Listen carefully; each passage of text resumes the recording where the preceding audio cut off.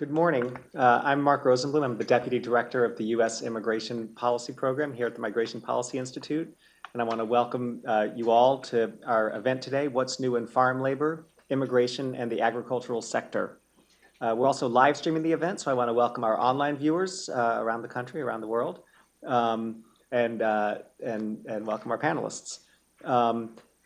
Before I get started, let me just say that people viewing online can tweet questions. We'll have a question and answer section at the end. You can tweet your questions to @migrationpolicy, or you can use the event hashtag MPIDiscuss, or you can also email questions to events@migrationpolicy.org.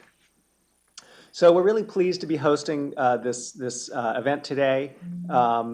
Because questions about immigration and the agricultural sector are among the most important and longest standing themes in the U.S. immigration debate.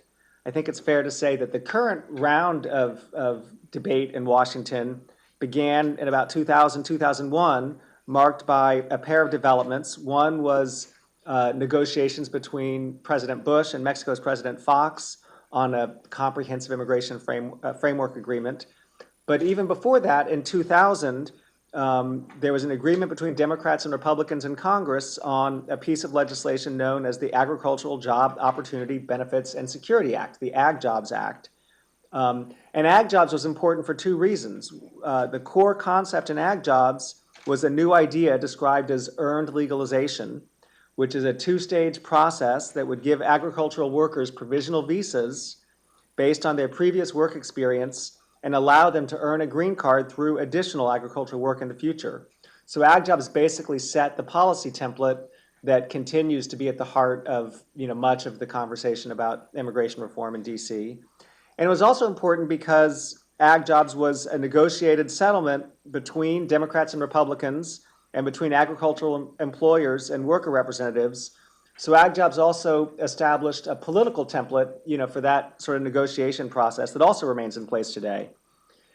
Even before Ag Jobs, what to do about unauthorized farm workers was a major issue in the 1986 Immigration Reform and Control Act negotiations, resulting in the SAW program. And agricultural workers were also the subject of special visa rules for 2 decades during and after World War II. During the U.S.-Mexico Bracero program, and also the subject of special rules during World War I, the previous Mexican guest worker agreement when Mexicans were exempted from certain visa requirements under the 1917 Immigration Act.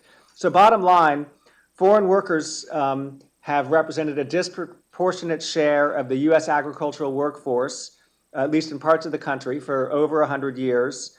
Agricultural employers have seen access to foreign workers as a fundamental requirement for their economic success throughout that period, but large shares of the foreign-born agricultural workforce have always been unauthorized. So this story continues today. It remains right at the center of our conversation today about immigration reform, and this event brings together 3 of the country's most knowledgeable speakers on issues related to the agricultural workforce who will update us on where things stand right now. Phil Martin from UC Davis, Tom Hertz from the U.S. Department of Agriculture's Economic Research Service, and Craig Rogelbergy from the industry group American Hort. I am going to introduce Phil in a moment, and we'll get started. So let me just do that, and then I'll introduce. You have bios, but I'll briefly introduce our speakers. So Phil Martin is a professor of agricultural and resource economics at University of California, Davis. He edits the quarterly Migration News and also works for United Nations agencies around the world on labor and migration issues. He was appointed to the Commission on Agricultural Workers to assess the effects of the Immigration Reform and Control Act in 1986. He was also a member of the Binational Study of Migration between 1995 and 1997. He has a long list of awards that you can read a short version of the list on the bios that you've circulated. He was also a mentor of mine early on in my graduate student career, helped me along on working on immigration issues. So I owe him thanks for that. And he was also sort of the driving force behind this event today. So we thank him for that as well. So Phil, thank you. Well, thank you, Mark. And I want to thank everyone for being here and those who are watching. And I want to acknowledge that Mark was one of our best investments back when California had a lot of money in the 1990s. We invested in promising young graduate students, and Mark is in a demonstration of the payoff from that investment. I want to just briefly run through a little bit about farm labor, and what I want to start with is the familiar diagram that you've all seen showing that unauthorized migration, or the number of unauthorized migrants, has stabilized at somewhere between 11 and 11.5 million. And the question is, what's that doing to wages in sectors that employ a large number or a large share of unauthorized workers? So what makes agriculture a little different is not that it employs that many workers. In a labor force of 155 million, average agricultural employment is less than 1%. It's about 1%. But the share of workers in agriculture who are unauthorized is quite high. It's probably about half. And as the number of new people entering, new unauthorized workers entering the United States drops, the agriculture is like a canary in the coal mine in the sense that it's where you'll notice some of the first effects. And the first message is on the right-hand chart, which is the increase in average hourly earnings between 2012 and 13, 2013 and 2014, and 2014 and 2015. If you look at the U.S. as a whole, you know wages are going up slowly, about 2% a year. If you look at average hourly earnings in agriculture, there is no pattern, and that's the first message. Be very careful. This happens to be just for April, so I could get the newest data. But some years, it's up a lot. The next year, it's up not at all. So be very careful. If you look in the newspaper and it says average hourly earnings in agriculture are up 8%, remember, the next year, it might be up 0. So on average, hourly earnings are rising, but the data are very, very spotty. So just the highlights here are going to be 3. First is agricultural employment is confusing because there's 3 separate concepts. There's the concept of average employment. So we take a snapshot every month, we add it up and divide by 12. That's average employment. There's the number of unique workers. A lot of people try farm work, don't like it, get out of it. So there's many more farm workers than there is average employment. And then there's peak trough. Agriculture is seasonal. More people are employed in the summer than in the winter. So if we look at the United States as a whole, average employment is about 1.2 million. And about a third of that is in California, which is by far the biggest agricultural state. We only have data for California, but in California, there are about 2 workers for each year-round equivalent job. So that means 400,000 jobs means 800,000 farm workers. That might be also true for the US. We just simply don't know. You could make an argument why and why not. And yes, the farm labor market is tightening. Wages are rising unevenly, that's the key point. And what farm employers are doing are 4 things. First of all, they're trying to satisfy the current workers. What does that mean? You raise wages, you increase the supervisor training. The second thing they're trying to do is to stretch the current labor force. Mechanical aids make work easier. They're trying to substitute, that's mechanization, and they're trying to supplement, that's adding H-2A guest workers. People are doing all 4 things because no one knows what's going to happen in Washington, no one knows what's going to happen at the border. Just one bit of background, 2 slides on background. California has been the leading farm state since 1950. It's not because we have the most land. It's not because we grow corn. It's because we grow fruits, vegetables, and horticultural specialties, which are everything from flowers to nursery commodities to mushrooms. So we're much bigger than number 2 state, which is Iowa. And the thing that makes California unique is most of the farm sales are from crops. So California has a big dairy sector, bigger than Wisconsin's, but what makes it unique is that we have commodities like the tree nuts, like almonds, and like tomatoes and lettuce and fruit, et cetera. We're a crop state, and crops take a lot of labor. And so sales are important. The second is labor share. A farmer can't control very much the price for the fertilizer that he or she buys or the price for the peaches. But labor is often the biggest controllable expense. And if we look at making cars, the labor cost is under 5%. If we look at Growing strawberries, the labor cost is 35%. So labor share of cost is high. And then the third thing is the seasonality. You need more people at some times of the year than others. And the second thing to remember about farm labor is, so we've got sales, we've got labor share and seasonality, are the 3 C's. We have a lot of farms in this country. We have a lot of farms that, 2 million in fact, a little over 2 million. A lot of farms hire labor. They say 500,000. But most farm production and most farm employment is really on relatively few farms. Less than 50,000 farms pay 3/4 of all the farm labor expenses. In California, less than 7,500 farms pay 90% of the expenses. So every time you hear about all these small farms and they hire workers, that's all true. But it really doesn't matter much when it comes to, it matters to those farmers, but it doesn't matter much in the big picture when it comes to production or employment. The second thing is, the second C is contractors. Many farms wind up having workers brought by non-farm employers to do the work. Now that could be win-win. You specialize, I'm a peach grower, I don't want to do workers, or it could be there's a lot of violations and risk absorbers. And then the final thing is conflict. There's always conflict in labor markets. If you don't like your job, you can leave it, that's exit, or you can speak up, that's voice. It's much easier to exit agriculture than it is to speak up and change. That's why we don't really have effective long-term unions in agriculture. It's the same in fast food. It's much easier to get it out than to change. One thing to remember is agricultural employment is increasing. As you eat blueberries and berries are the fastest growing sector. They're very labor intensive. And in the country as a whole, agricultural employment is up, not down.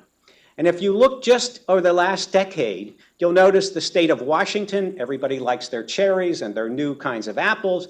The employment has risen about 20% in the past decade. California is up about 12%. Florida's down in part because they've got some problems, disease problems in citrus.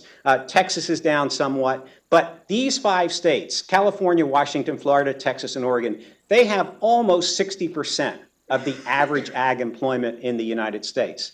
And then if we go to the next 5 states, Michigan, Wisconsin, Arizona, Georgia, North Carolina, we got another 10%. So they're important, but they pale in importance to the big 5. But you'll notice it's Wisconsin in this slide and Michigan where it's gone up quite a bit. But the main idea is ag employment is still out there, there's still farm workers, and the number is going up, not down.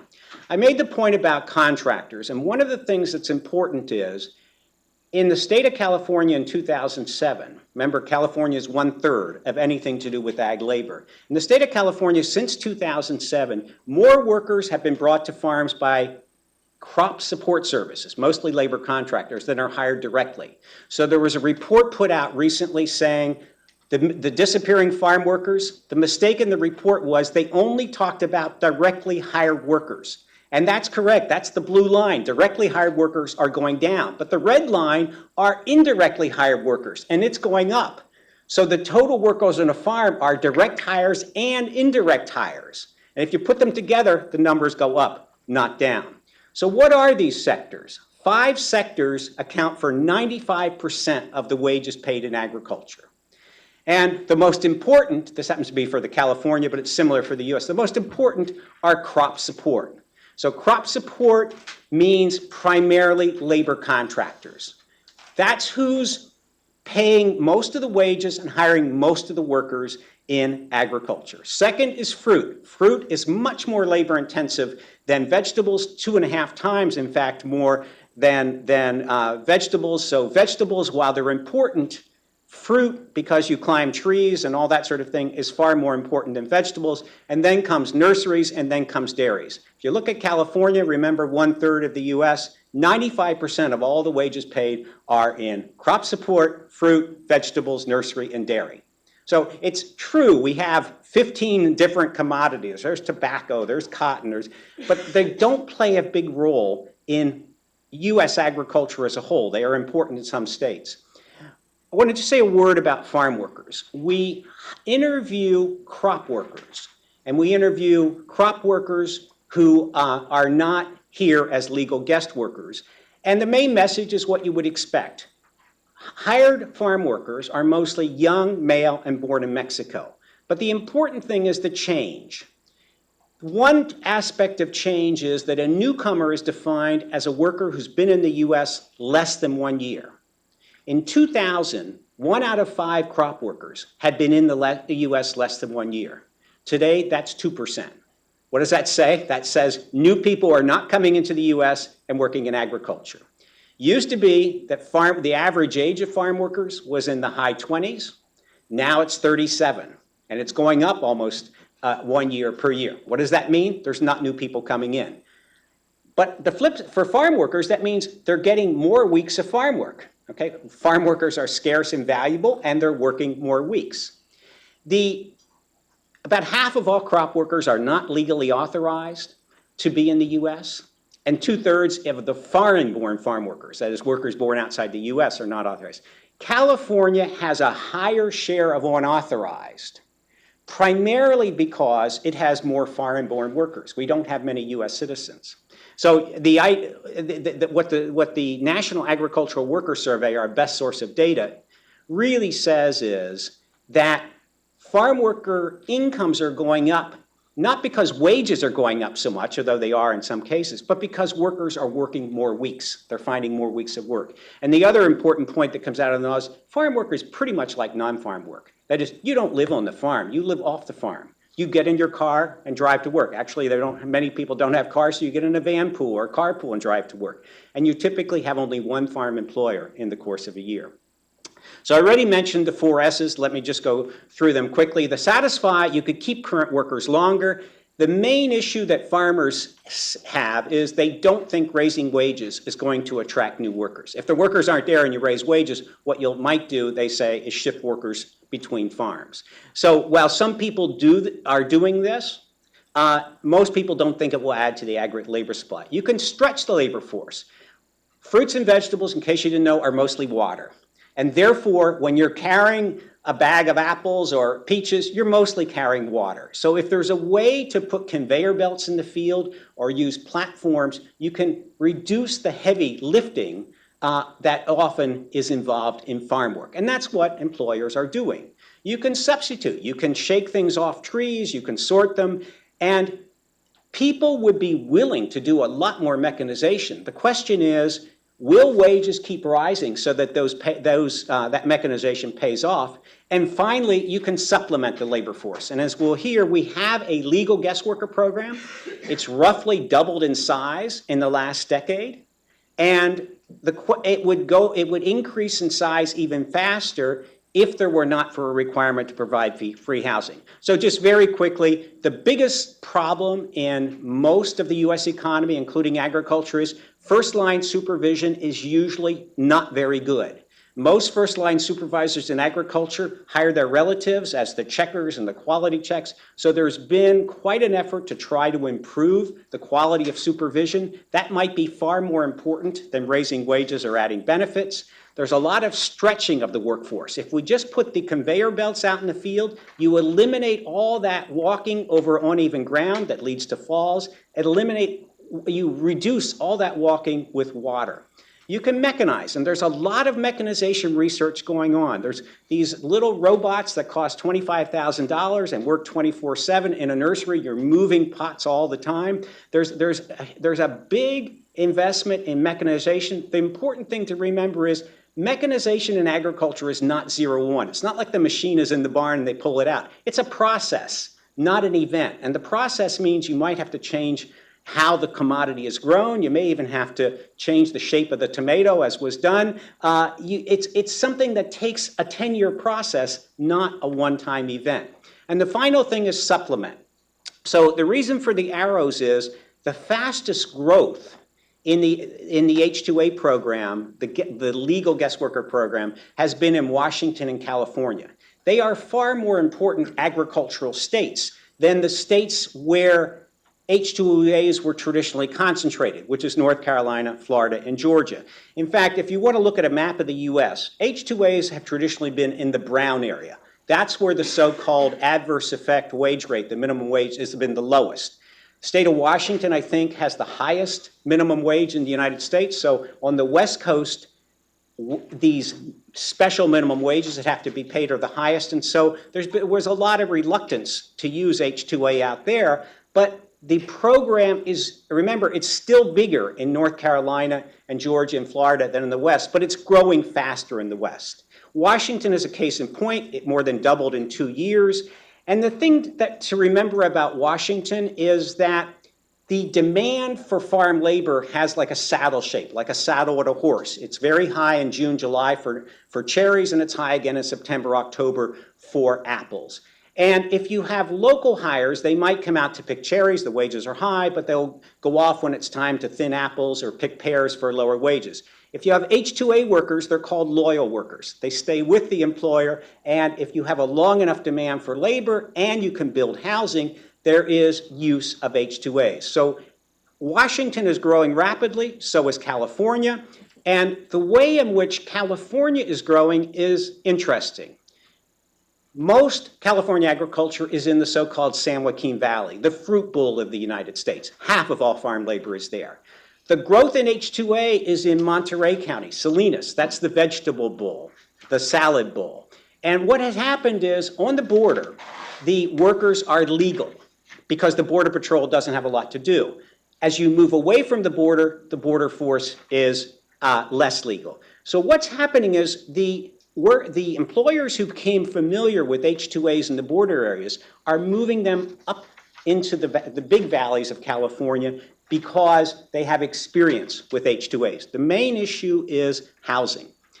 The final thing I'll just say, and then I'll close, is water. Will California run out of water and therefore won't you run out of lettuce and peaches? The answer is no.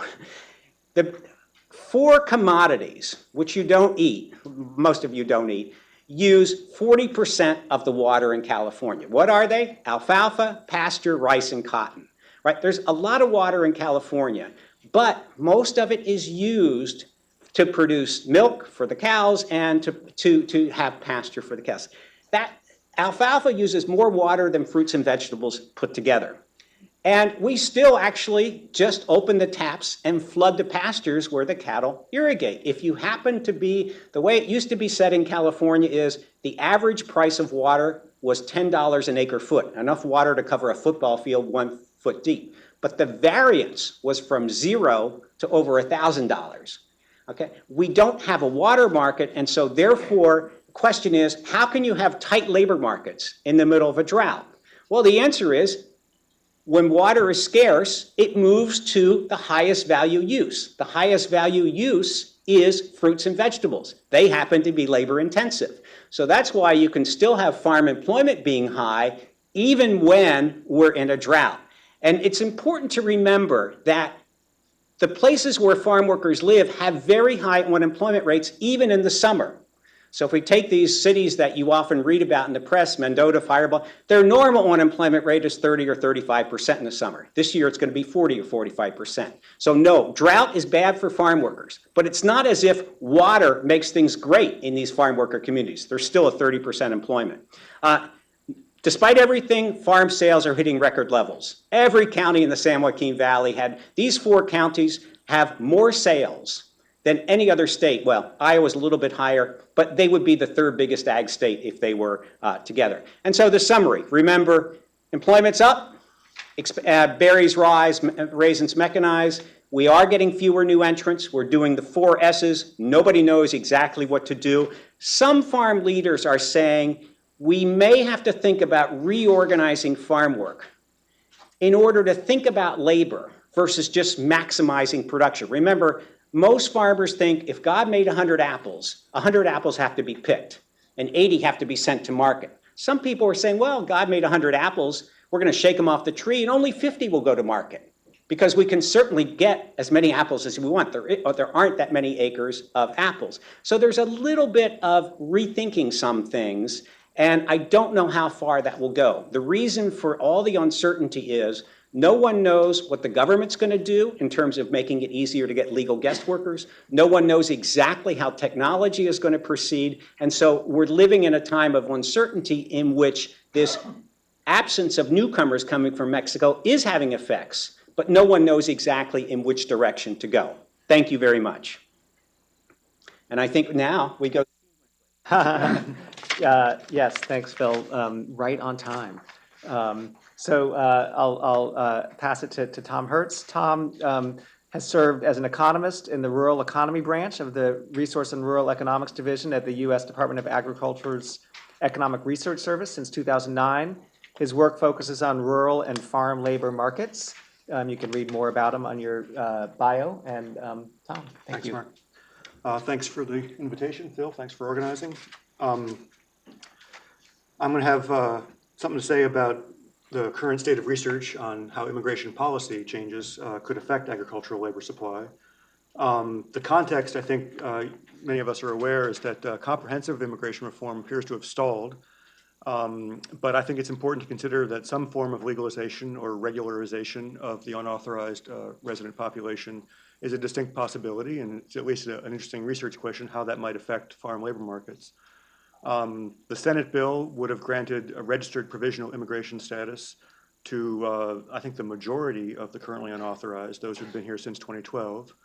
I'm also going to take a look at the executive actions known as DAPA-DACA, which are also held up, but if implemented, would grant significant relief from the threat of deportation and work authorization to about half of the unauthorized farm workforce. So if we, as a rule of thumb, believe that about half of crop farm workers, or maybe half of all farm workers, are unauthorized, and half of them are potentially eligible primarily through the DAPA policy mechanism, that means that roughly a quarter of the farm workforce is potentially eligible for DAPA, and that could have a significant impact on that labor market. So my question is, what do we know from the available research about the effects of legalization on labor supply? And there's two ways of looking at it. One is from the point of view of farm worker earnings. The other is the point of view of growers' labor costs. So what I'm going to point out is that despite a fair body of research from the IRCA experiment, MPI's own researchers have concluded that we don't really have a conclusive handle on whether or not legalization accelerated this process. There is always a lot of mobility in new immigrant workforce. Whether the legalization of almost 3 million people in the late 80s accelerated their movement through the labor market, many people argue it did, but it's trickier than you might imagine to measure that legalization effect. I present my own estimates, which suggest that there was an effect of legalization on encouraging people to get out of farm work, that it was measurable but not enormous in size. So I'll also present some data on farm wages, mindful of the data problems that Phil discussed. And finally, I'll share some calculations of the differential between authorized and unauthorized wages to try and get a handle on, again, another way of looking at that legalization effect. So reminding ourselves of what the IRCA bill contained, it granted green card status to 2.7 million people, 1.1 million of which was through the Seasonal Agricultural Worker Program. And interesting to note that some of the studies that we have about what became of these people once they were legal are focused on those who naturalized. And that is actually a minority of those who were initially granted green cards. So overall, I think it's about a third of the legal permanent residents went on to become naturalized citizens, at least by 2001. So maybe if you let the clock run longer, the naturalization rates are higher. And it's only about a quarter of those who got their green cards through the SAW program. So the other 3/4 of the SAWs we don't have as much information on because the study that I'm going to talk about later focused on occupational mobility between the time of getting a green card and the time of naturalizing. So then the history that I think you know is that border controls and workplace controls were not up to the task of preventing continued unauthorized inflows. And as a result, there was really no net reduction in agricultural labor supply, despite a lot of concern going into the process that legalization of the existing workforce would lead to an exodus out of agriculture. Farm growers were very concerned that they would lose their labor supply.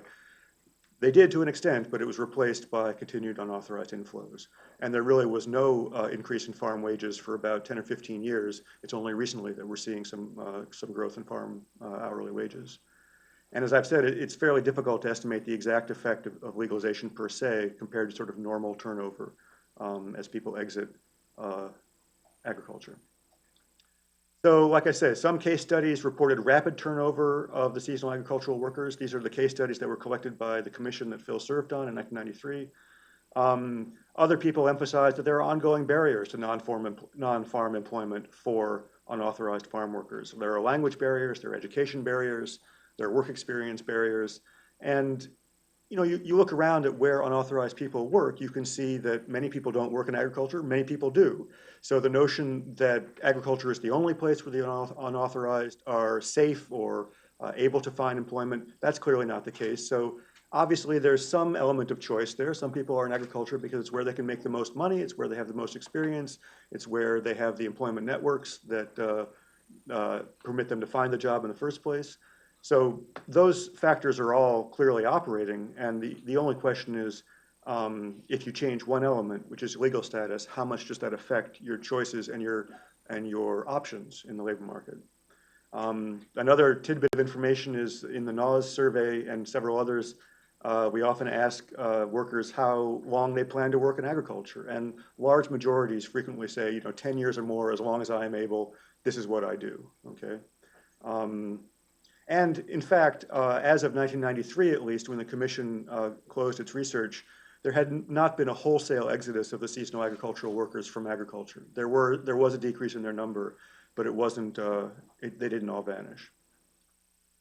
So on the other hand, the survey of occupational mobility between getting the green card and naturalization that was done by Nancy Raitina, then of the INS, comes up with much larger turnover numbers. So if you look at the smaller number of generally older, more experienced farm workers who legalized through the pre-82 program, not through the special agricultural worker program, which is really a very small number of farm workers, but of the ones who declared farm work as their occupation at the time of getting their green card, only 16% were still in agriculture when they had naturalized, as many as 10 years later, something like that, 10 or 15 years later. So that's a pretty high turnover. And of the larger number of generally younger, less experienced farm workers who were the SAW, only 3% were still in agriculture by the time they had naturalized. So that does suggest a very rapid attrition.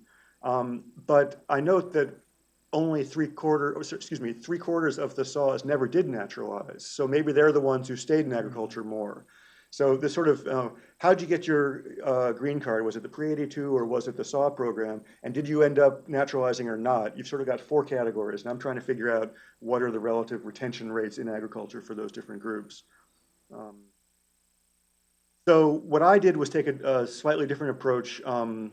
I looked in the NAWS data at the number of IRCA authorized farm workers, both programs, pre-82 and SAW, and just tried to see how many were still reporting that they were in agriculture. Now, it's not a panel survey. I'm not following individuals as they leave one job or come back in. I'm just looking at, look, we have this group of people who at one point in time were authorized, given green cards, and we can track their numbers over time. No more of them can be created. The IRCA program closed, so they're a fixed group. They're getting older. We would expect them to decline in agriculture, but let's see if we can figure out if they're declining in numbers faster than we would expect had they not been legalized. And in order to create that counterfactual, I look at the people who weren't legalized. They were around, they were in farm work, but they never got a green card through IRCA. Maybe they got there a year late. Maybe they didn't realize how easy it was to cheat and to get into the SAW program. Maybe they never were farm workers and they became farm workers the next year, something like that. So there are people who are similar in their birth cohorts and their year of entry cohorts who just didn't get their green cards under IRCA and they're still working in the fields.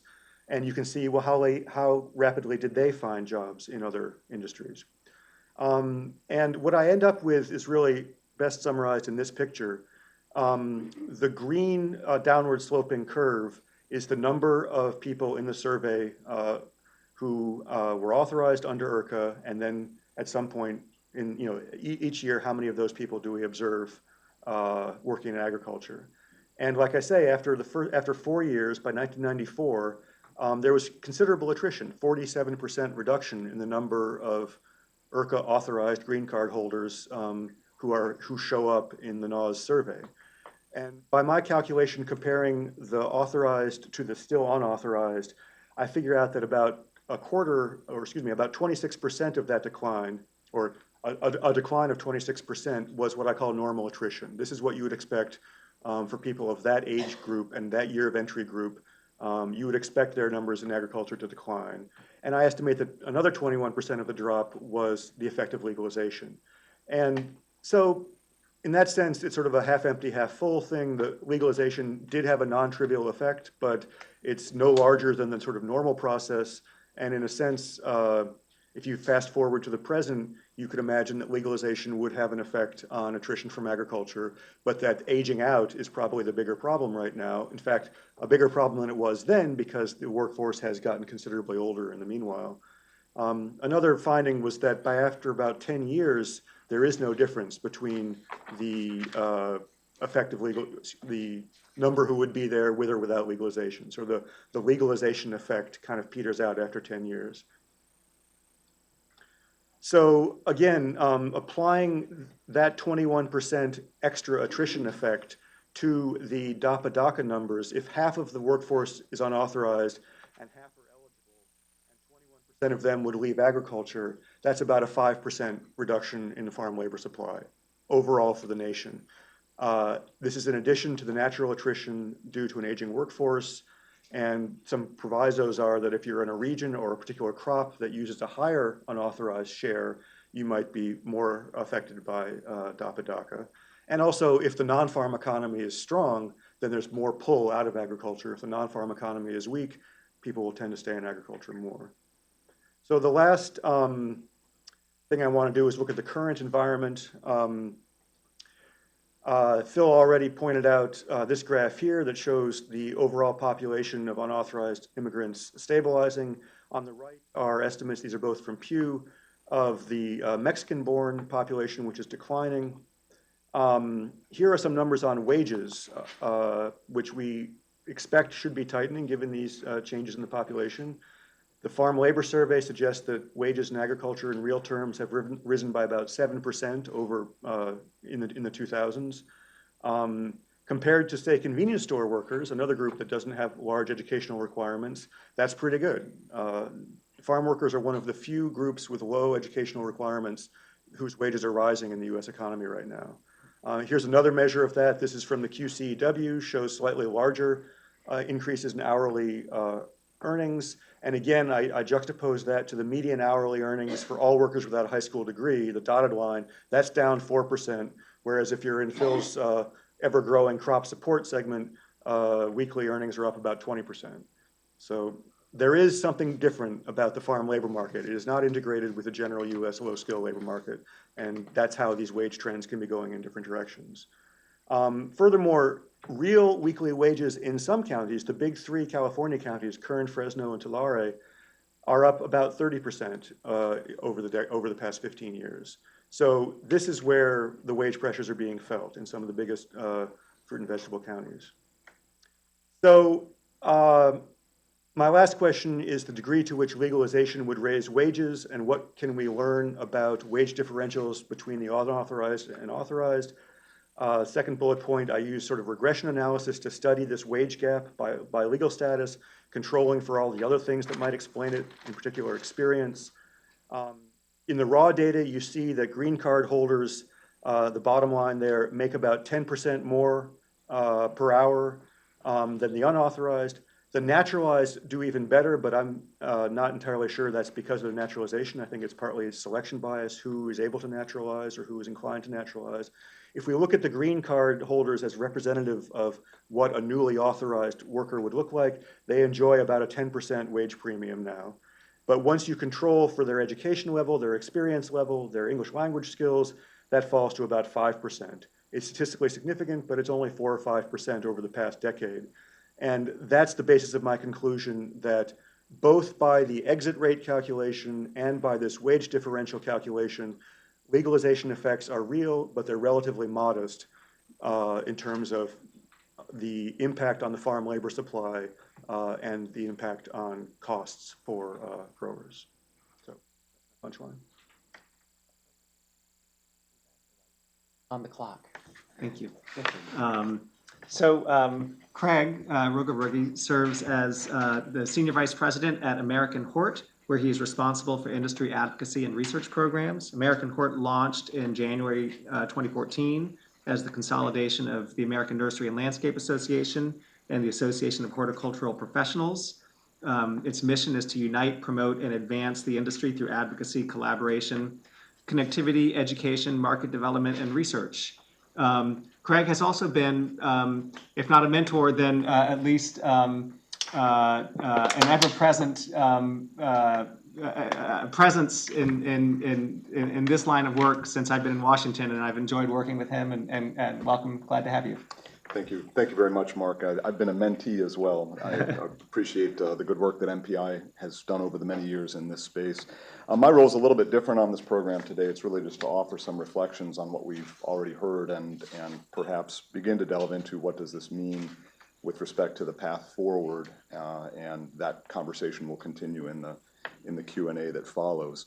Let me start by saying we have two droughts, not just one drought. We don't only have the Western drought, the California and Western drought. We also have a drought with respect to a serious policy-oriented conversation in Congress, where really the solutions lie. We have an utter drought with respect to a rational conversation about how to deal with this issue, but rushing in to fill the vacuum, we've got a steady stream of analyses. So at least we've got a lot of fodder in the policy realm for us to be thinking about while we're waiting for a more propitious political moment.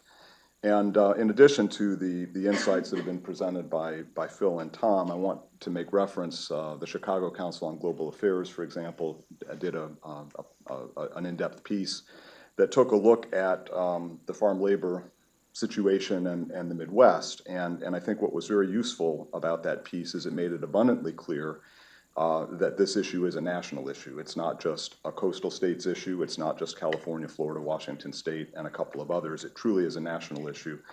And even in the Midwest, solving this thing wisely, solving the farm labor crisis wisely is extremely important. And particularly in the Midwest, lots of a tremendous need for essentially full-time year-round workers in aspects of the economy like dairying.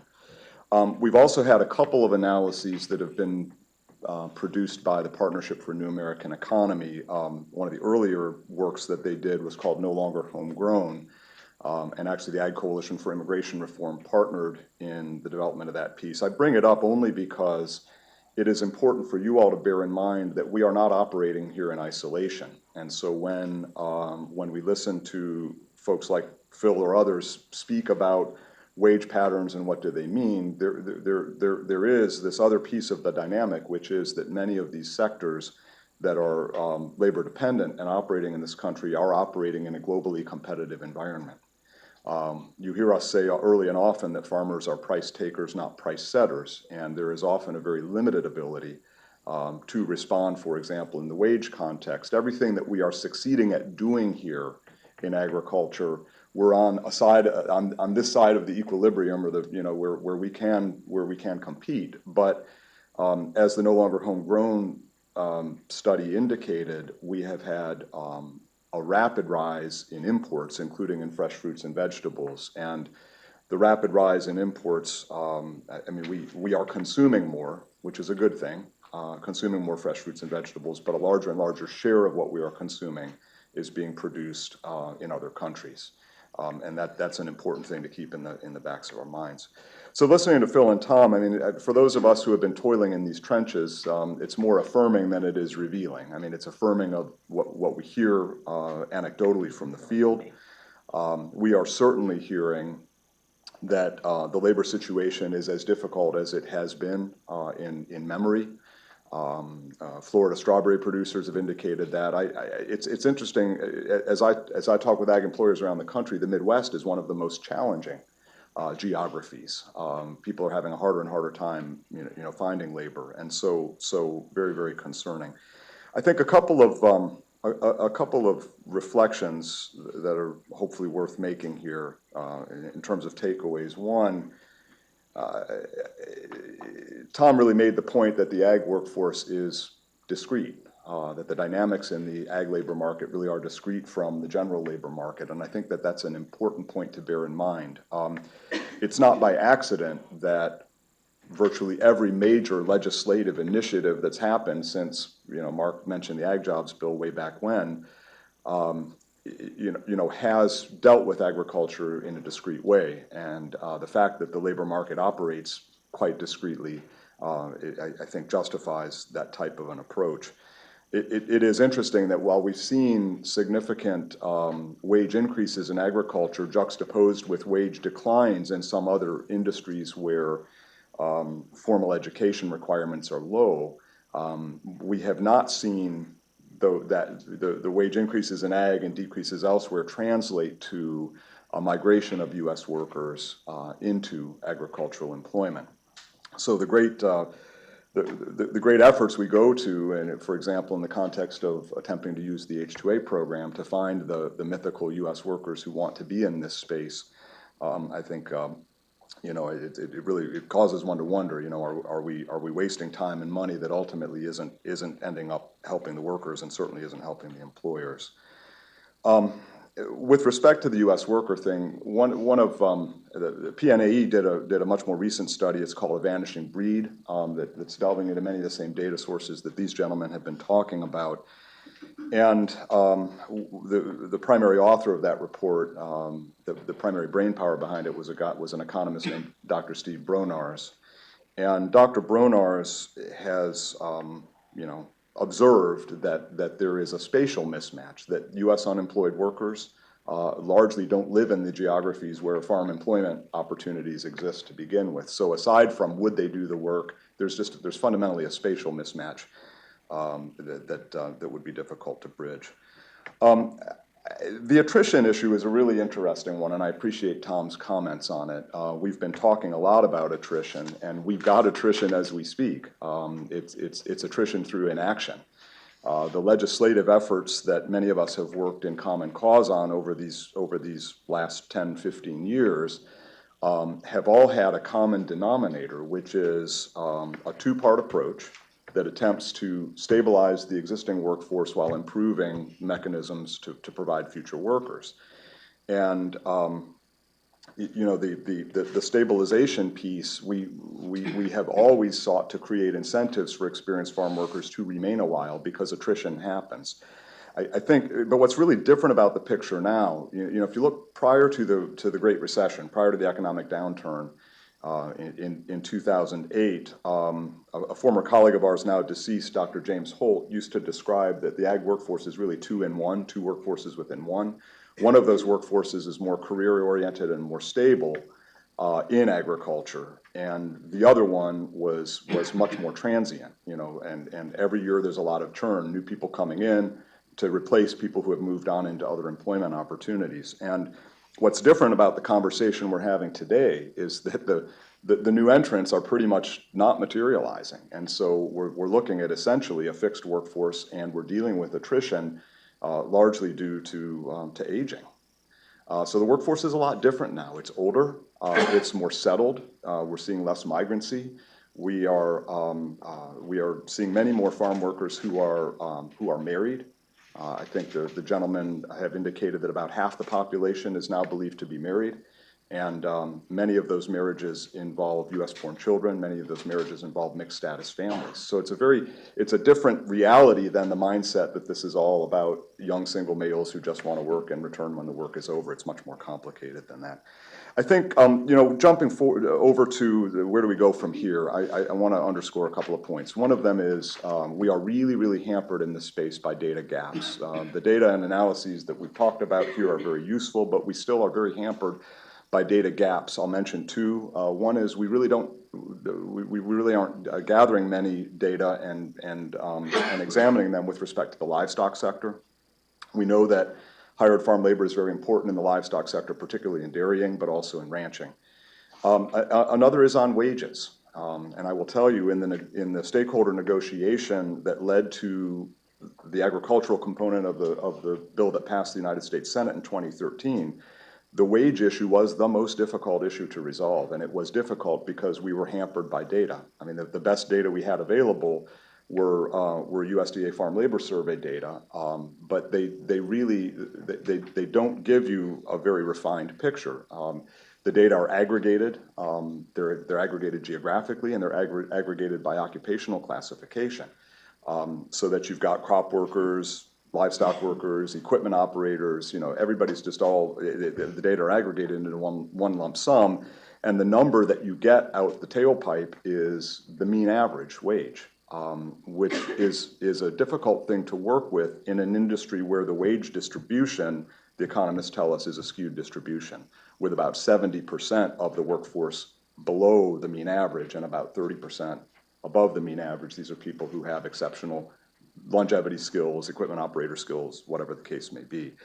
And yet that's the best tool we have right now for establishing the wages in the context of the foreign worker visa program. So we need to get to a better place with respect to the data that are driving this conversation. I think another point is that a one-part solution will not solve the problem. This is not a new concept. This is where we've been coming from for a long, long time.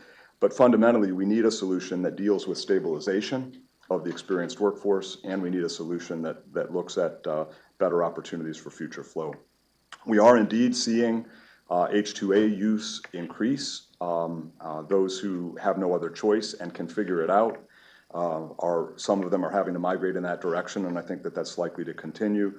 The housing issue Phil mentioned is probably the single biggest impediment to being able to approach the program. Another concept that was in the Senate agreement that we feel very strongly about is the concept of visa portability. And perhaps one of these days soon there will be enough oxygen in the room to have a conversation about housing flexibility, perhaps in the context of visa portability as well. Path forward, it's very difficult to be optimistic about the legislative prospects. There's an outside chance something breaks, something happens, but it's very, very difficult to be optimistic about the legislative path forward until we see a new president take office. In the administrative realm, we believe many things could be done. It's a question of where are the priorities and where is the will. And so I'm not particularly optimistic that we're going to see major administrative initiatives to try to improve the existing program, although without question the administration would have the ability to make a bad situation substantially better. Final point, also relating to attrition, is simply the point that enforcement priorities have an impact on attrition as well. And the enforcement reprioritization that happened as part and parcel of the president's announced executive actions, to the extent that worksite enforcement that had been going on in the agricultural sector, that those resources are going toward higher and better law enforcement uses, that's a helpful thing. At least it buys a little bit of breathing room while we wait for broader solutions. I'll end with 3 numbers from Mr. Bronar's recent report published by PNAE that I think it gets to what are we losing in the meantime. And at least according to Dr. Bronar's calculations, we are leaving on the table or below the table $3.1 billion in production that could be happening in the United States, $3.1 billion in farm gate value of production that could be happening here with a more stable labor situation. That in turn would spawn about $2.8 billion in additional spending on goods and services that are necessary to farm, and the creation of about 41,000 off-farm jobs, farm-dependent but off-farm jobs on an annual basis. So while we wait, we're losing is the bottom line. Thank you very much, and I look forward to the discussion. Great, thank you. So we will open it up to questions. I want to remind the audience that that the event is being recorded and live streamed, so your questions will appear publicly. And I'll also ask you to wait for a mic to come to you so that the live stream can catch it. And I want to remind people watching that live stream that you can tweet your questions to @migrationpolicy, or you can use the event hashtag MPIDiscuss. And you can email questions to events@migrationpolicy.org. So I have a couple of questions, but I'll yield to you guys first. Yeah. Hi, I'm Dorvartanian with Farm Worker Justice.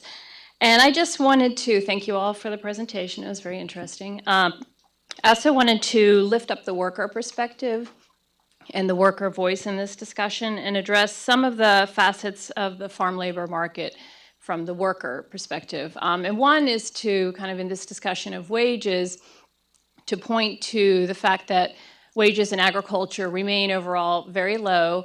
The working conditions are very dangerous and difficult. Farm workers and agricultural workers are excluded from many labor protections that other workers enjoy. For example, the National Labor Relations Act and overtime protections of the Fair Labor Standards Act. So those are all facets that do impact farm workers and, of course, impact the ability of employers to attract and retain workers. And we believe, and the Commission of Agricultural Workforce, when they looked at this as well, has identified all of these as very important issues to address to stabilize the farm labor market. I also just wanted to quickly address this notion of the H-2A program and the kind of the observation that H-2A workers are loyal workers. And I think that that is probably very accurate observation. And the reason for that observation is that H-2A workers are, they are guest workers. They have non-immigrant visas, and they're tied to the employers that bring them to the country. So because of the fact that many workers arrive indebted, having paid recruitment fees, and because their visa is tied to the employer, these workers don't have any other options than to continue to work for their employer. And it really, in turn, creates a very vulnerable workforce that is very susceptible to exploitation because the workers are said desperate to please their employer and to maintain their job. So that is a deep concern that we have about the H-2A program, and we see, in fact, an impact on U.S. workers who are interested in obtaining the H-2A jobs and discrimination against those workers because there is such a perception of the H-2A workers as being loyal workers. And there's also other factors in the H-2A program that lead to a preference to H-2A workers. For example, H-2A workers are excluded from one of the main protections that covers U.S. domestic workers, the Migrant and Seasonal Agricultural Worker Protection Act, among other factors. So there are a number of challenges with the H-2A program that we would like to see addressed, and I'm happy to also join further observations about the future guest worker program, but want to give people a chance. Thank you. Do folks on the panel want to respond to that, or maybe I'll get a couple? Maybe a couple, yeah. Yeah, let's take another question first. Thank you. My name is Steven Zonizer. I do research on the U.S.-Mexico relationship at the U.S. Department of Agriculture's Economic Research Service. I have a question for Craig and a question for Phil. When Tom was talking, he talked about farm workers not usually bringing a lot of education to bear to their job, but often they have a lot of experience in terms of growing up on a farm, working in Mexico or in their country of origin in agriculture or food processing or landscaping. And I wanted to ask, for your industry, how important it is that people come to their jobs with that skill set, and is that an additional reason why there's interest in some sort of immigration reform with respect to agriculture? Then for Phil, I wanted to ask you to talk a little bit about two statistics that you showed to us today. One was the 6% increase in farm worker employment since 2004, over the last decade, and to juxtapose that against the high levels of unemployment that you showed in certain major agricultural counties in California, because it suggests that there is an untapped labor pool there that could perhaps be brought to bear to address the shortage of agricultural workers. We'll take one more and then ask you guys to respond. Thanks so much. Hannah Postel from Center for Global Development. My question's for Dr. Martin. I was just wondering if you could bring a bit of a historical perspective to share to kind of inform policies going forward. So you've described the large flows of unauthorized workers from Mexico as a legacy of the Bracero program. And I was just wondering if you could explain why you think this mass migration wouldn't have occurred without this program, given the underlying economic and demographic forces at work. Great. maybe we'll just go in the same order. Phil, if you want to. Okay, well, I mean, it's really, I happen to have done some farm work when I was much younger, and let's put it this way, almost no parent dreams of having their child grow up to be a crop worker or a seasonal farm worker. Historically, what the United States has done, except for slavery and a few other things, has basically gotten roughly one generation, or in more recent years, 10 years max, of new entrants to the country doing seasonal farm work, okay? And so children of farm workers who are educated in the US tend not to do farm work. Even if the wages, even if the average hourly earnings were higher, many of them would prefer to work in the service sector. There's many reasons. They almost all have an uncle or a parent whose back has given out. The joke in agriculture often is, it's hard to find a farmer who's under 40. It takes a lot of money to become a farmer. It's hard to find a farm worker over 40 because the physical strains make it hard for older workers to be employed. That's changing slightly. There's been a big effort, it varies by commodity, to make the work easier. Always remember, you're carrying water, and you're carrying water up and down a tree. If you could eliminate the ladders, that would open the labor force up to a broader range of people. If you could eliminate the need, you're picking on a piece rate basis, if you could eliminate the need to rush to the end of the row and get it checked, and then get an empty carton or flat and go back and start picking, you'd have fewer trips and falls because people are trying to maximize their earnings. I don't know what it would take to change the perception of farm work. Whatever it would take, we have not yet found it. It is, okay, the NAWS is our best source of data. So let me give you two factoids that will, the share of the farm workforce who are US citizens is rising, right? Not falling, but rising. Now, it's small, and it's not like most farm workers are still born abroad, but it's not, and the share of Central Americans in the farm workforce is going up. But once again, it's small. It's going 3 to 6% or something like that. It's not, so there are, the share of indigenous from southern Mexico is going down, not up. So there are changes that are occurring, but if the takeaway message is the way the farm worker system is now structured, think of a revolving door in a department store. People come in, people stay in, usually less than 10 years. Some do move up within agriculture from seasonal to, the biggest market is seasonal farm labor. That means you're employed less than a year. Some do move up to long season, like irrigation or livestock, but the new entrants to that revolving door are slowing down. And so that's why there's this concern about the tightening. We haven't found a way to hold people in the industry. In farm worker communities, there is lots of poverty, lots of unemployment. So Fresno County traditionally has been the largest single agricultural county in the United States. And with Michael Fix, we have spent time in Parlier and Mendota and Orange Cove. Fresno County has 15 cities.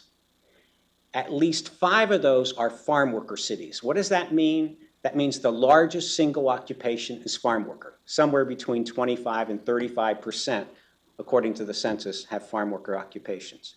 Here's the statistic to remember. The average income of people in Mexico is higher than the average income of people in Parlier, okay? Remember that. The average income of people in Mexico is higher than the average income of people in Parlier, California. How could that be? Well, the people who are in Parlier who were born in Mexico, they're not stupid. They're from rural Mexico. Had they stayed in Mexico, their earnings would not have been the average for Mexico. But they're in Parlier, and remember, it's roughly $10,500 and $10,000, so it's not like a huge gap, but it's slightly higher in Mexico than it is in Parlier. People have made a rational choice to move. So Parlier is in an area with a lot of raisins, a lot of citrus, a lot of table grapes, and there's always unemployed people, because what does it mean to have an adequate labor force? What it means is I put up a sign at the end of my driveway saying workers needed, and I expect workers to come. Well, in order to have workers come, there have to be people looking for work.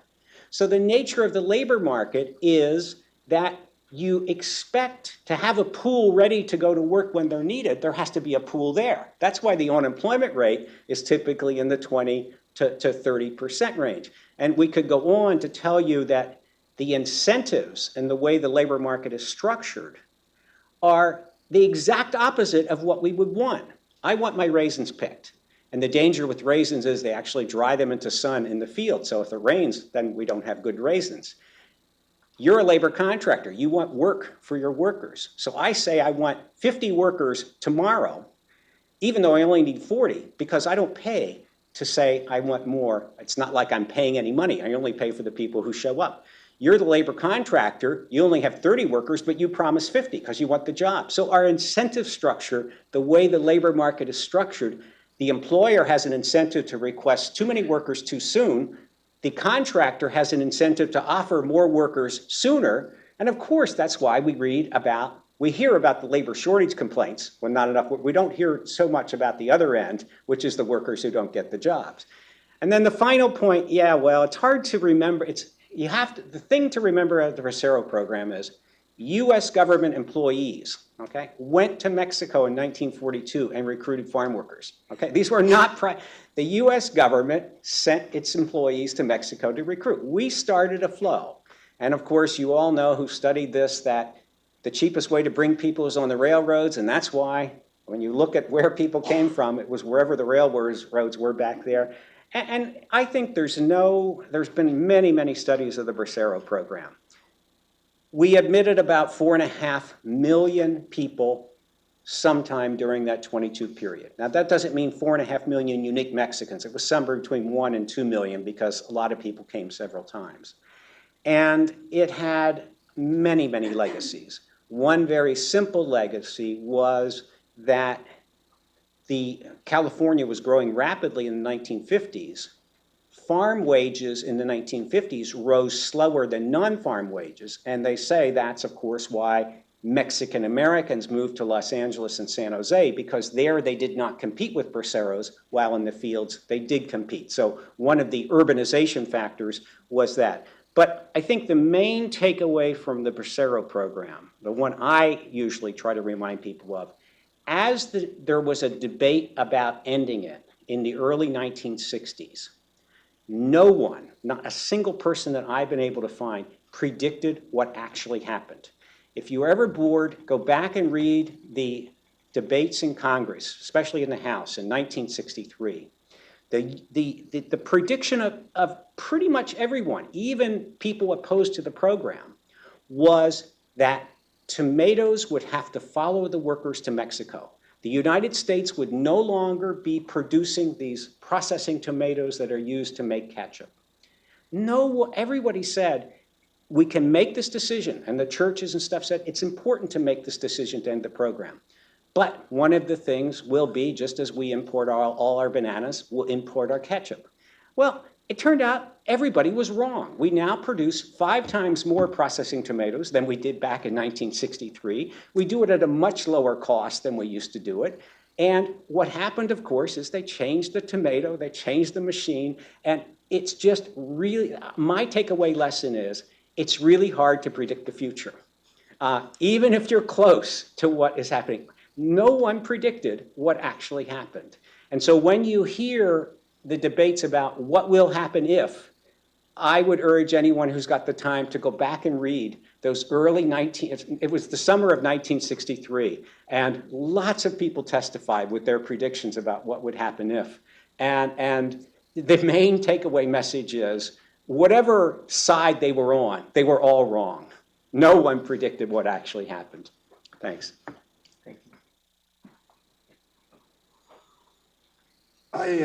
I could make some comments on Adrian's points about H-2A programs and just the general state of the farm labor market. And here I should I should be careful. I'm a government employee, so these are my own opinions and not those of Economic Research Service or USDA. The numbers that I've come up with that point to a relatively modest effect on labor costs, that's looking at it from the cost point of view, from the grower's point of view. And if those numbers are accurate, I hope that they will inform growers' opinions about different policy changes that might come down the pike. What I haven't talked about is, sort of the missing piece in the room here is the large-scale guest worker programs and the advisability of something like that were part of the Senate bill, which would replace H-2A with a more employer-friendly program. So I haven't talked about that, and there's other things you could talk about. You raised the point of discrimination against U.S. workers in favor of H-2A workers who are more compliant because of the constraints that they're operating under, the debt that they may come with, et cetera. Enforcement of anti-discrimination law is certainly an important component of that. Whether, is that might be more important than the recruiting requirement. The recruiting of U.S. workers requirement is something that notoriously yields relatively little U.S. workers who stick the job out. Maybe the issue is not so much that we're not recruiting U.S. workers, but that we're not doing enough to protect against discrimination against the U.S. workers who are volunteering to work in that industry. So I sort of see those as two sides of the same coin. And sure, farm wages remain low. They're higher than convenience store wages, but convenience store is indoor work, right? So, I mean, there's a reason why farm jobs are difficult and undesirable.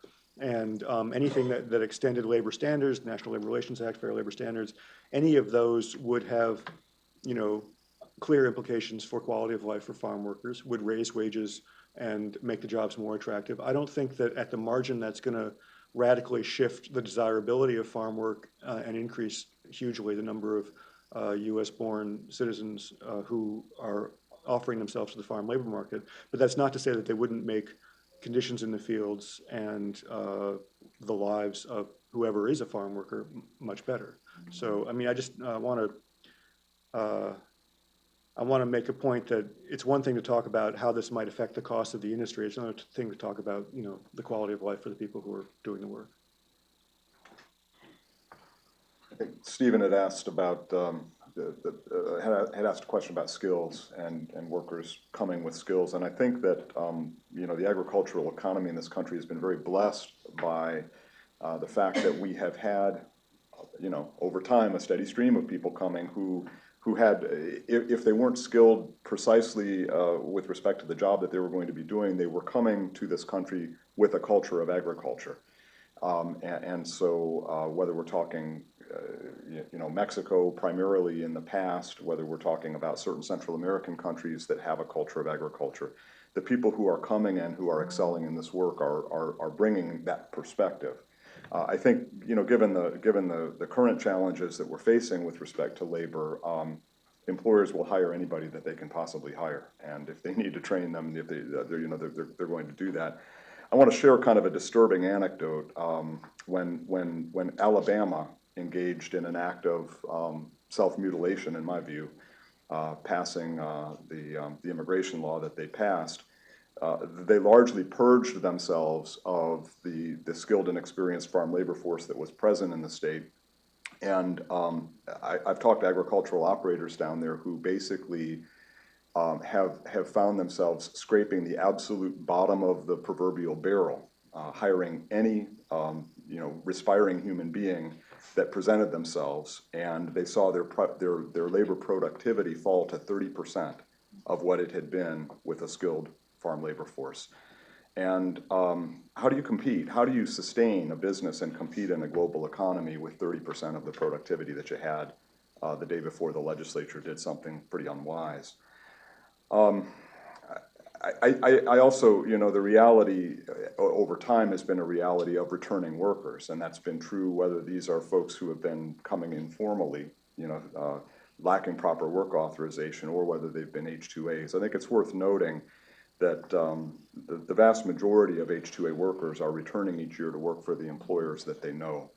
I think it's important to bear that in mind. I think, there are always going to be bad apples. There are always going to be anecdotes of abuse somewhere in the system, but the reality is that the vast majority of workers are returning to the employers and the work that they know each year. And I think that's a pretty compelling sign that the system is not rife with abuse, that these people, there is an interdependence, codependency, if you will, between the employers and the workers, and everybody's winning. I think going forward, it's really, Phil touched on this, but I think it's important to recognize for employers, we're gonna need to be using every tool in the toolkit, improving the nature of jobs to the extent we can, trying to deploy a limited workforce more fully, which is both in the employer's interest and in the worker's interest. Particularly for those engaged in seasonal aspects, if we can stretch out their employment and expand their earning potential, that's a shared interest kind of thing. Mechanization, the easy work's been done, but there are always, we need to continue to work on mechanization and automation solutions where we can. In some parts of the country, refugee resettlement programs have actually become an interesting opportunity, albeit on a limited basis. So I think it's going to take all tools in the toolkit going forward. And I just want to end with just a reflection that we should be careful not to lose sight of the power of circular migration in the employment context as an economic development tool.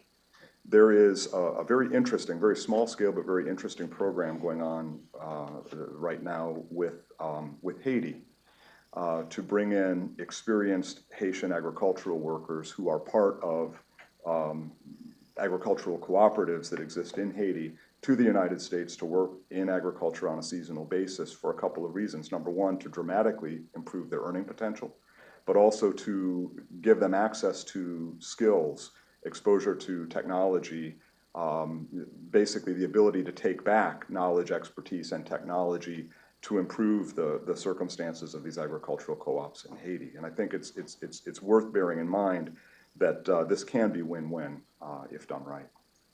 Great. I have a couple of questions, and I'll take one from email, and I see at least one more in the room, and then you guys can have the last word. One question I have is, and I think it's probably for all three of y'all, is how much is this debate in terms of foreign workers in the agricultural workforce dominated by the largest producers, in the largest fruit and vegetable counties, versus small producers who may hire just one or two workers? And in particular, I'm wondering if there's a special niche for the smaller organic farms, the farm to market movement that is that we're seeing all over the country. We certainly see a lot of it around here. Whether immigrant workers are an important factor in that workforce, and whether their needs are different and how they differ. So that's one question. A second question, this is just a clarifying question, I guess mostly for Phil. You presented two contrasting pieces of information. One, that the agricultural workforce is growing, but also that we've got shrinking number of new entrants. So is that completely explained by, I think you sort of answered that we, that's why I guess we see a rising number of U.S. citizens in the workforce and Central Americans. But if you could just, explain that tension, I'd be interested in that. And I'm also wondering, with respect to fewer new entrants, is that mostly because of immigration enforcement, or are immigrants, less likely to be interested in going into agriculture for some of the same reasons that U.S. citizens are reluctant to go into agriculture? And then a question from email, I think, for Craig. You mentioned in your opening comments, that there's the opportunity to look for administrative solutions that you don't necessarily see this administration doing, but what could they do? And sure, we'll take one more from the audience, I guess, or two more from the audience. Okay, great. Thank you. And then you guys will have to answer all those questions quickly. My question actually kind of follows the question that came in via email. I'm Corinne Freeman. I'm with Bloomberg BNA.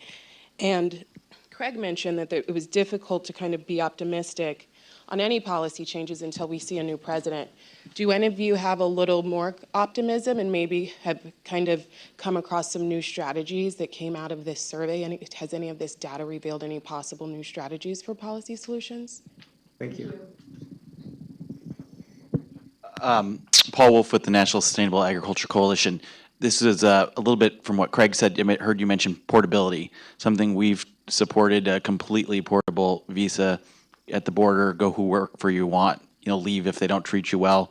But there seems to be this maybe hang up out there that we have to have this system where people come in and they leave, or they have to be tied by a contract or tied to a farm, or and they have to stay in ag work for 7 years, and I wonder if people think that's from the political side, from the politicians, that seems more palatable, or if that's, I always thought it was from the industry side, that there was this fear that everybody's just going to leave the farm, and that's why we had to have this locked in. But the data doesn't seem to necessarily support that. There is attrition, there are people leaving, but it's not necessarily that significant.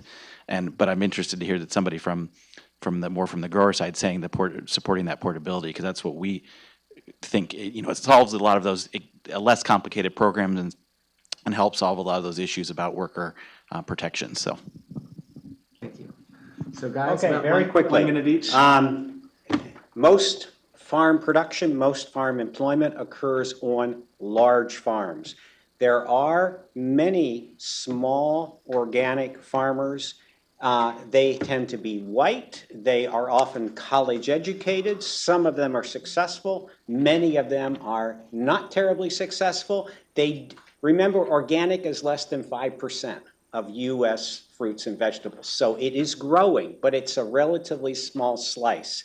I happen to have a son who grows hops to make craft beer, and because of that, is very involved with small organic farmers who sell to farmers markets. It is a phenomenon. It's amazing to see college-educated people who did not study agriculture, I might say, working on 1 or 2 acres and trying to be small farmers. It's out there. It's a very small share. In general, if you're going to lobby Congress and you're the big person who's producing 20%, like Dole is, of fresh vegetables, you don't put the CEO of Dole in front of you. You put a small farmer who looks good and is going to have a great story. A lot of small farmers will not survive the transitions that are happening in agriculture.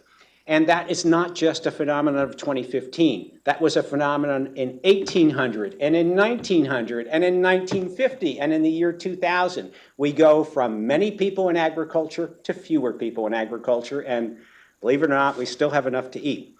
On agricultural employment, actually the big phenomenon in the NAWS is more weeks of work. Okay, so the average employment is up. People are working something in the order of 5 more weeks of farm work than they did a decade ago. Our studies in California show less cycling through. We used to get a lot of people who would, we used to have an average of 3 workers per job. Now we're down to 2 workers per job. So it is true there's been a stabilization. That's long season crops that the technology has brought. Are new entrants less likely to go into agriculture? I think the rule that almost everybody would agree in an area that's really often fraught is that if you're educated in the U.S., you're not likely to go into or stay in seasonal farm work. So you need people who arrive from abroad who are not educated in the U.S. to get that new seasonal farm workforce. There are always different things. And then the final thing on portability. This is essentially almost a conceptual issue. What's the purpose of the program? Is it to fill a job, or is it to add people to the labor force? Because if we know anything, suppose you said we just need to add people to the labor force. Well, you could increase immigration. Then you would add people to the labor force and they could go work wherever they wanted to. What's going to happen if we allow visa portability is people are going to gravitate from the less desirable farm jobs to the more desirable. So there's still going to be a problem with some of those low-wage employers who don't have good housing or are far in remote areas. You need right now the program is to fill vacant jobs. With visa portability, I strongly predict we will get a movement out of the San Joaquin Valley into the Monterey area because wages on average are between $1 and $1.50 higher. The weather is much more amenable to outside work. So if you're okay with that, and you don't care about the raisin growers in Fresno, that's fine. But the raisin growers in Fresno won't be happy until you literally flood the labor market. So there's going to be enough left over for them. Remember that water example. If water is cheap, you just flood the fields. And believe it or not, there'll be water to every corner. But if water is expensive, you drip a little water to each plant, and that takes much less water.